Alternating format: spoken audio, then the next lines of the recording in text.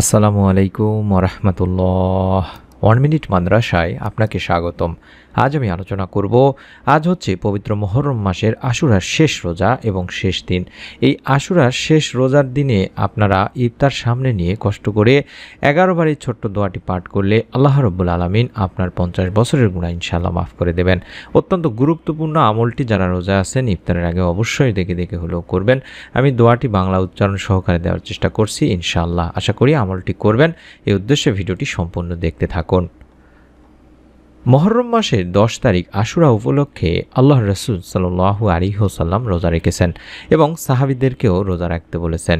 ইবনে আব্বাস রাদিয়াল্লাহু তাআলা আনহু বলেন, আল্লাহ রাসূল সাল্লাল্লাহু আলাইহি ওয়াসাল্লাম হিজরতের পর মদিনায় ইহুদিদের আশুরার দিন রোজা রাখতে দেখে এই সম্পর্কে জিজ্ঞাসা করলেন। তারা বলল, এটি একটি উত্তম দিন, যেদিন আল্লাহ মুসা আলাইহিস সালাম ও বনী ইসরায়েলকে ফেরাউনের হাত থেকে মুক্তি দিয়েছেন। তাই মুসা আলাইহিস সালাম এই দিন রোজা রাখতেন। তখন আল্লাহ রাসূল সাল্লাল্লাহু আলাইহি ওয়াসাল্লাম বললেন, আমি তোমাদের চেয়েও মুসা আলাইহিস সালামের অধিক নিকটবর্তী। এরপর তিনি এই দিন রোজা রাখেন, অন্যদেরও রোজা রাখার নির্দেশ দেন। এটি সহিহ মুসলিম শরীফের সহিহ একটি হাদিস। আল্লাহ রাসূল সাল্লাল্লাহু আলাইহি সাল্লাম সবসময় আশুরার রোজা রাখতেন, কখনো তিনি আশুরার রোজা বাদ দেননি। উম্মুল মুমিনিন হাফসা রাদিয়াল্লাহু তাআলা আনহা বলেন, নবীজি সাল্লাল্লাহু আলাইহি সাল্লাম কখনো 4টি আমল পরিত্যাগ করেননি, আর সেগুলো হলো আশুরার রোজা, জিলহজের প্রথম দশকের রোজা, প্রতি মাসের 3 দিন রোজা বা আইয়ামে বীজের রোজা ও ফজরের পূর্বে 2 রাকাত সালাত বা নামাজ। এটি সুনানে নাসাই শরীফের একটি হাদিস। আশুরার দিন রোজা রাখলে আল্লাহ তাআলা 1 বছরের গুনাহ মাফ করে দেন। সুবহানাল্লাহ। আবু কাতাদা রাদিয়াল্লাহু তাআলা আনহু থেকে বর্ণিত, আল্লাহ রাসূল সাল্লাল্লাহু আলাইহি ওয়াসাল্লাম বলেছেন, আশুরার রোজার ব্যাপারে আমি আল্লাহ তাআলার কাছে আশাবাদী যে এই রোজার কারণে আল্লাহ তাআলা পূর্ববর্তী 1 বছরের গুনাহ মাফ করে দেবেন। এটি সহিহ মুসলিম শরীফের একটি সহিহ হাদিস। আব্দুল্লাহ বিন আব্বাস রাদিয়াল্লাহু তাআলা আনহু বলেন, আমি আল্লাহ রাসূল সাল্লাল্লাহু আলাইহি ওয়াসাল্লামকে রমজান মাসের রোজা ও আশুরার দিনের রোজার মতো অন্য কোনো রোজাকে এত বেশি গুরুত্ব দিতে দেখিনি। বুখারী শরীফের একটি হাদিস। এই আশুরার রোজা আমরা 2 দিন রাখার চেষ্টা করি দিনী ভাই বোনেরা। যেহেতু ইহুদিরা 1 দিন রোজা রাখে, তার জন্য আমরা 2 দিন রাখার চেষ্টা করি বা তাদের সাদৃশ্য যাতে না হয়।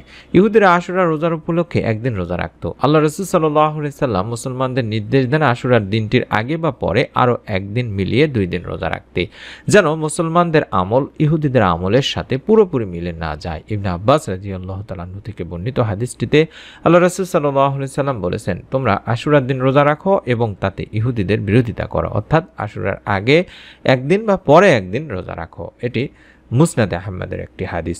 আমাদের এই দেশে 2024 সালে ইংরেজি মোতাবেক এবং 1446 হিজরি মোতাবেকে মুহররম মাস শুরু হয়েছে গত 8 জুলাই।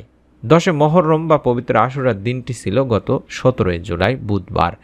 আজকে হচ্ছে 18 তারিখ। যারা আশুরা উপলক্ষে 2টি রোজা রেখেছেন, অর্থাৎ 16-17 রেখেছেন, তারা তো মঙ্গল বুধ অলরেডি রেখে ফেলেছেন। কিন্তু যারা বুধবারে একটি আশুরার রোজা রেখেছেন, অর্থাৎ আশুরার দিনের রোজা যেটি রাখতেই হবে সেটি রেখেছেন, আজকে অবশ্যই আপনারা যারা রোজা আছেন বৃহস্পতিবারে 18 জুলাই, তারা অবশ্যই আজকে এই আমলটি করবেন ইফতার সামনে নিয়ে।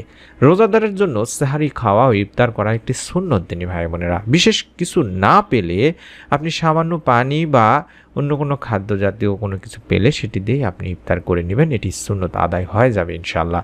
অথবা আপনার ইফতার যদি খুরমা কিংবা খেজুর দ্বারা করা সুন্নত, যেহেতু যদি না পান তাহলে শুধুমাত্র পানি দ্বারা ইফতার করবেন।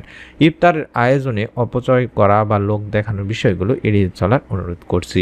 ইফতার সামনে নিয়ে কয়েকবার দরুদ ও ইস্তেগফার পাঠপূর্বক এই ছোট্ট দোয়াটি কম করে হলেও 11 বার পাঠ করবেন। যে দোয়াটির বাংলা উচ্চারণটা আমি স্ক্রিনের মধ্যে দেখাই দিচ্ছি, আশা করি স্ক্রিনশট নেবেন বা লিখে নেবেন। আর দোয়াটি হচ্ছে, ইয়া ওয়াসিয়াল মাগফিরাতি ইগফিরলি, ইয়া ওয়াসিয়াল মাগফিরাতি ইগফিরলি, ইয়া ওয়াসিয়াল মাগফিরাতি ইগফিরলি। এইভাবে অন্তত 11 বার দরুদ ইস্তেগফার পাঠ করে এই দোয়াটিও 11 বার পাঠ করবেন।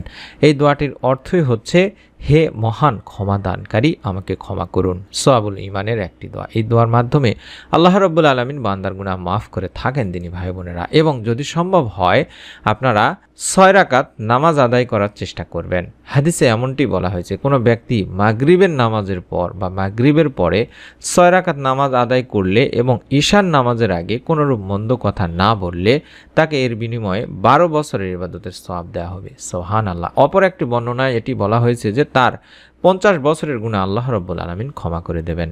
ইবনে মাজাহ আত-তারগিবের একটি হাদিস। তাই আমরা চেষ্টা করব দিনী ভাই বোনেরা মাগরিবের নামাজের পরে এই আমলটি করার, অন্তত 6 রাকাত নামাজ আদায় করার। এটি হযরত হুযায়ফা রাদিয়াল্লাহু তাআলা আনহু থেকেও একটি হাদিস আছে, যেখানে বলা হয়েছে যে আমি আল্লাহ রাসূল সাল্লাল্লাহু আলাইহি সাল্লামের কাছে এসে তার সঙ্গে মাগরিবের সালাত বা নামাজ আদায় করলাম। তিনি মাগরিবের পরে এশার সালাত পর্যন্ত নফল সালাতে রত থাকতেন। এটি আপনার ইবনে আবি সাইবা, মুসান্নাফ এবং নাসাই শরীফ থেকে নিয়েছি। এছাড়াও আরও হাদিস রয়েছে, যেমন হযরত হাসান বসরি রাহমাতুল্লাহি আলাইহি বলতেন, ঈশার মধ্যবর্তী সময়ের নামাজও রাতের নামাজ বা তাহাজ্জুদের নামাজ হিসেবে গণ্য হবে। এটি বাইহাকিতে রয়েছে। এছাড়াও আরও হাদিস আছে হযরত আনাস রাদিয়াল্লাহু তাআলা আনহু থেকে বর্ণনা করা, সাহাবায়ে কেরাম মাগরিব ও এশার মধ্যবর্তী সময়ে সজাগ থেকে অপেক্ষা করতেন এবং নফল সালাত আদায় করতেন। আমরা চেষ্টা করব দিনী ভাই বোনেরা অবশ্যই অন্তত 6 রাকাত সালাত আদায় করার, মাগরিবের ফরজ এবং সুন্নত নামাজ আদায়ের পরে। বিশেষ করে আপনারা যদি এই নামাজটি আদায় করে আল্লাহ তাআলার কাছে আপনি আপনার গুনাহের জন্য ক্ষমা চান, আল্লাহ রাব্বুল আলামিন ইনশাআল্লাহ আপনাকে মাফ করে দিবেন। যারা রোজা আছেন তারা আমলটি আজকে করবেন। এই উদ্দেশ্যে বা এই নিয়তে ভিডিওটিতে একটি করে লাইক দিয়ে কমেন্ট করে রাখুন। আল্লাহ রাব্বুল আলামিন ইনশাআল্লাহ আপনাকে মাফ করে দিবেন। পরবর্তী নতুন আমলের ভিডিওটি পাওয়ার জন্য হলেও অবশ্যই চ্যানেলটি সাবস্ক্রাইব করার এবং বেল বাটনটি অন করার অনুরোধ করছি। সকলেই ভালো থাকুন, সুস্থ থাকুন। আসসালামু আলাইকুম ওয়া রাহমাতুল্লাহ।